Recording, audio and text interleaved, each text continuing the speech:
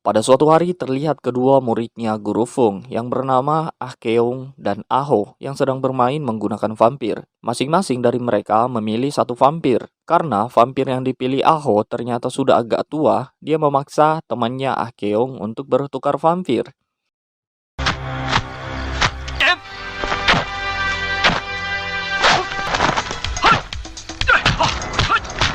Dan Ah Keong pun berhasil menumbangkannya. Kini giliran Aho untuk melawan vampir pilihan Ah Keong. Vampir itu sangatlah kuat dan bisa mendorong Aho keluar dari lingkaran.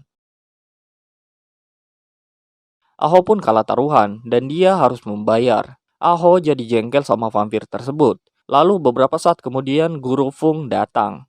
Dia adalah guru yang galak dan gak mau kalah kalau ngebacot. Baru saja sampai dia sudah memaki-maki kedua muridnya. Guru Feng kemudian menyuruh muridnya untuk segera membawa mayat-mayat itu pulang ke rumah.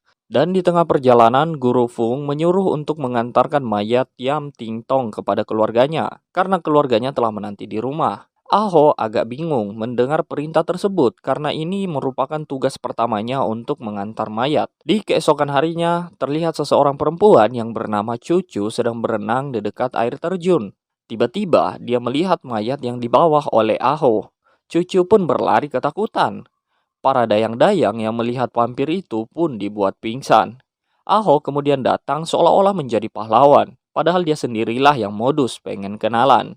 Saat perempuan itu pingsan, Aho memberinya nafas buatan, tapi gagal karena perempuan itu keburu kebangun karena tak tahan. Aho kemudian memperkenalkan dirinya sebagai pawang vampir yang sangat hebat. Vampir yang barusan adalah vampirnya, dan dia bisa menyuruh vampir itu sesuka hati. Dari pertemuan itulah, Aho pun berhasil mengetahui bahwa nama perempuan cantik itu adalah Cucu.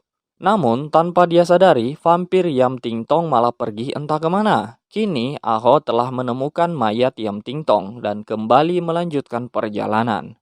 Tiba-tiba, balok kayu menghantamnya dari belakang sampai pingsan. Ternyata, ada 3 orang yang menjebaknya dan ingin mencuri mayat itu. Mereka mencuri mayat itu untuk digunakan sebagai bahan percobaan seorang profesor. Profesor itu membuat cairan yang berguna untuk memudahkan sel-sel yang sudah tua atau bahkan sel yang sudah rusak demi memenangkan sebuah Nobel penghargaan. Profesor itu kemudian menyuntikkan cairan itu kepada mayat Yam Ting Tong. Dengan sengaja, dia malah melepaskan segel yang ada di jidat mayat. Mayat Yam Ting Tong pun bangkit menjadi vampir dan memangsanya.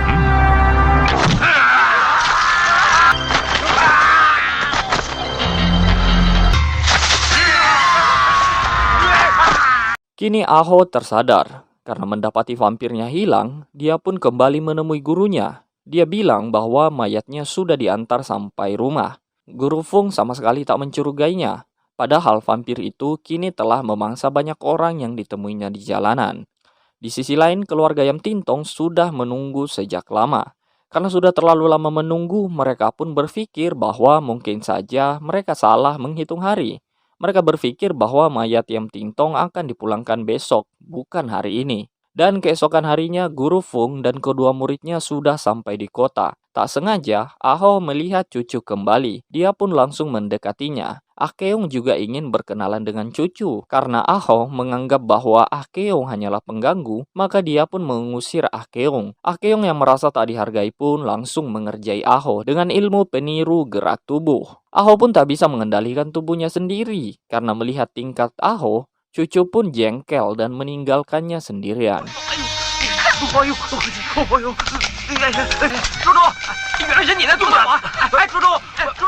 Di sisi lain, Guru Feng tak sengaja melihat kepala asisten kepala keluarga mayat Yam Tintong yang sedang curhat kepada temannya. Guru Feng mendengar bahwa mayat Yam Tintong belum sampai di rumahnya. Kebetulan sekali, Ah Keong dan Aho kini sudah datang. Guru Feng kemudian memarahi Aho dan memintanya untuk ngobrol 4 mata saja. Karena Aho sudah merasa bahwa dirinya akan dihajar oleh Guru Feng, langsung menempelkan mantra pentransfer rasa sakit kepada Ah Keong. Dan ternyata Guru Feng menghajarnya betulan, karena Guru Feng sudah tahu bahwa dia telah menghilangkan mayat Yam Ting Tong.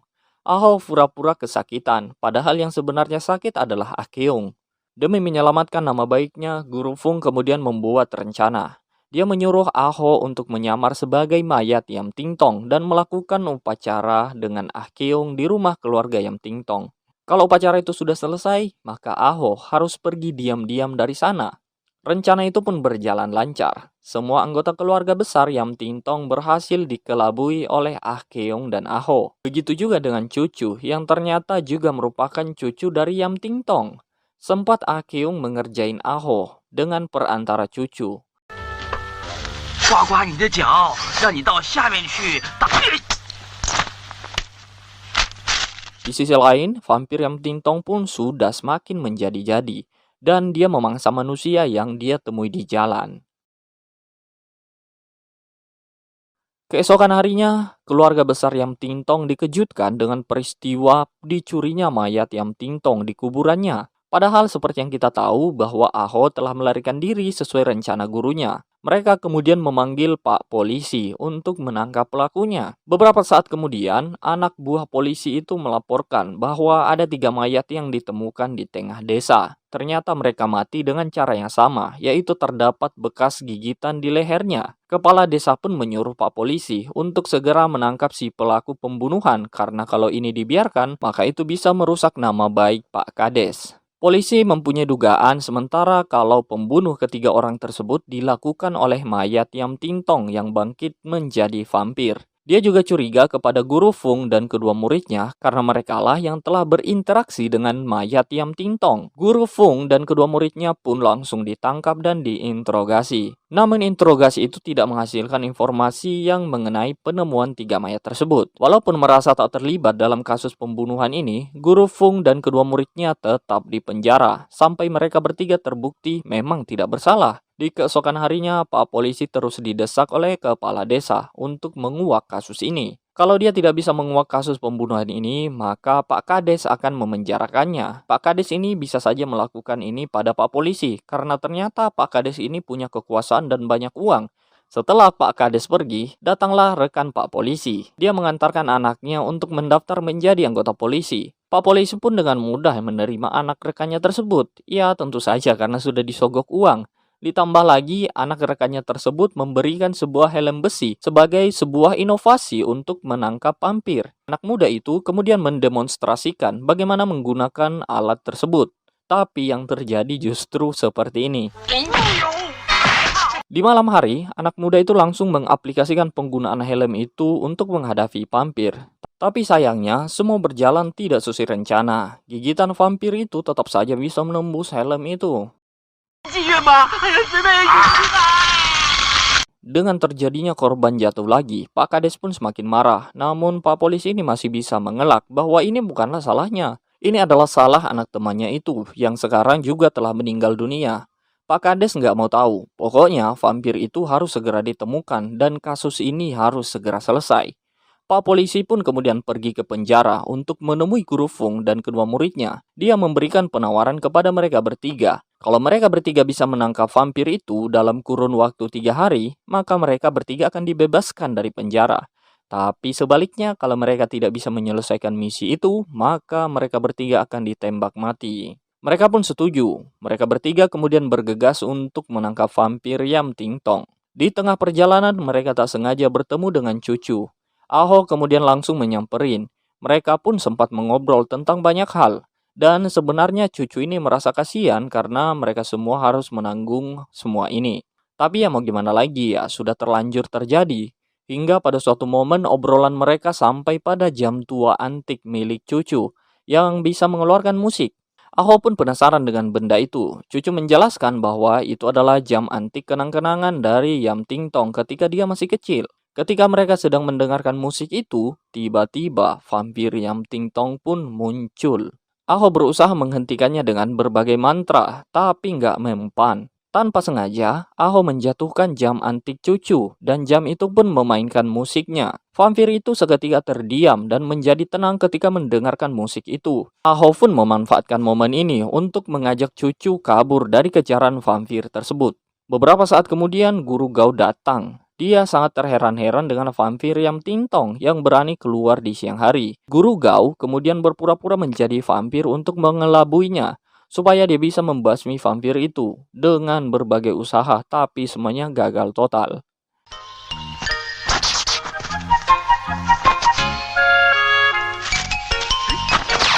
Vampir itu sama sekali tidak bergeming dengan semua mantra dan peralatan yang dia punya.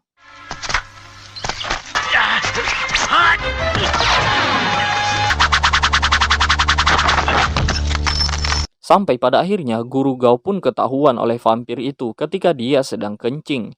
Dia lupa kalau dia sedang menyamar jadi vampir. Vampir yang Tintong pun ngamuk. Dia ingin memangsa Guru Gao, tapi Guru Gao-nya pun langsung kabur melompat ke sungai.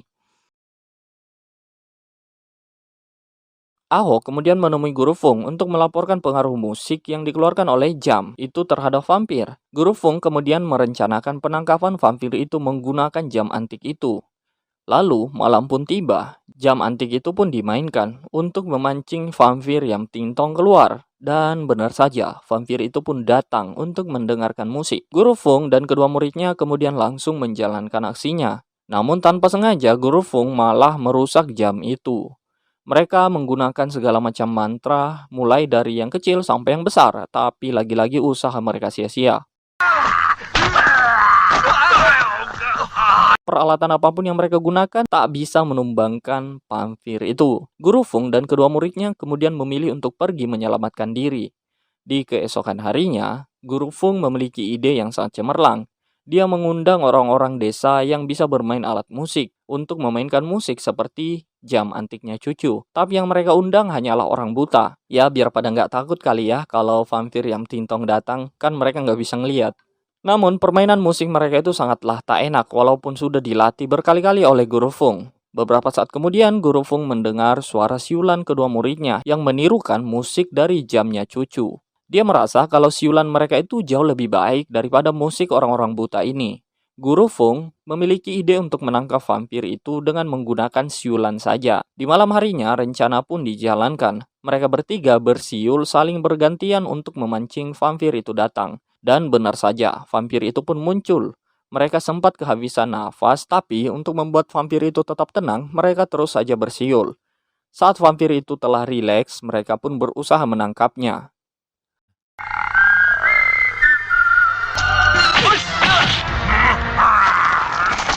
Namun vampir itu tetap saja tidak bisa ditaklukkan. Bahkan saat dijatuhi batu besar pun tetap tidak mempan. Mantra pun tak berefek apapun. Mereka justru malah dihajar habis-habisan oleh si vampir. Aho pun malah terkena tusukan kuku vampir.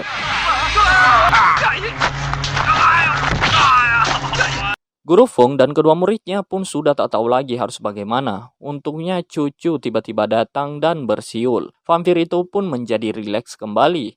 Mereka kemudian menyuruh cucu bersiul melalui lubang bambu agar suaranya jauh di sana. Ketika vampir itu menjauh dari mereka, mereka pun langsung kabur. Setelah mereka lolos dari kejaran vampir, mereka bertiga pun baru ingat bahwa ini adalah hari terakhir di mana mereka harus menangkap vampir itu. Karena usaha mereka tak membuahkan hasil apapun, mereka pun ingin pergi melarikan diri dari desa. Namun belum sempat kabur, Pak Polisi malah memergoki mereka yang sedang hendak melarikan diri.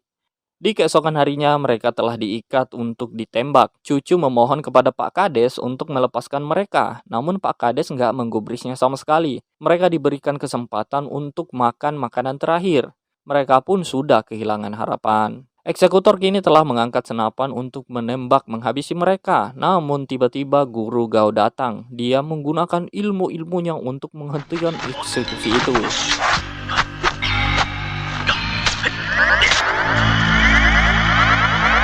Guru Gao meminta kepada Pak Kades untuk melepaskan mereka dan sebagai gantinya, Guru Gao akan menangkap vampir itu demi keamanan desa.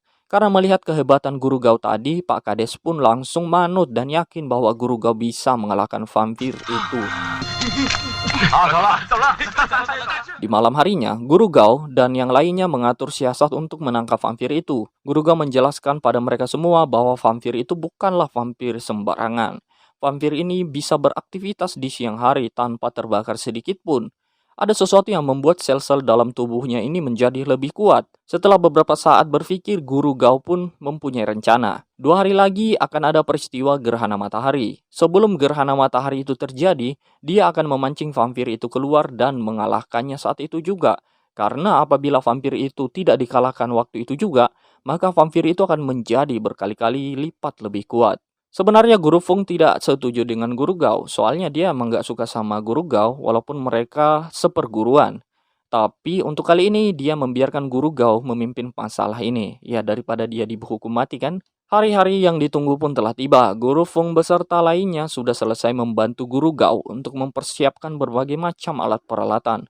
Guru Gao kemudian menggunakan jutsu-jutsunya untuk memanggil vampir itu. Dan akhirnya vampir itu datang. Guru Gao kemudian bertarung dengannya. Guru Gao mengeluarkan berbagai macam jurus dan jutsunya. Tapi si vampir tetap saja belum bisa dikalahkan.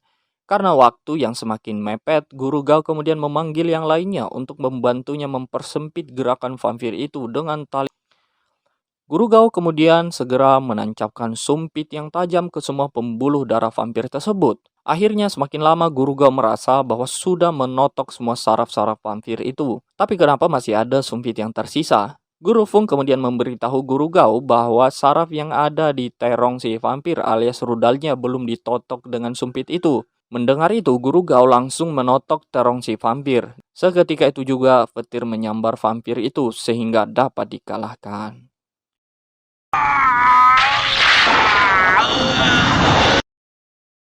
Di keesokan harinya, desa pun menjadi aman dan tentram kembali. Aho dan Ah Keong berpamitan pada Guru Gao dan Guru Feng karena mereka ingin hidup sebagai orang biasa saja, tidak mau lagi menjadi pawang mayat.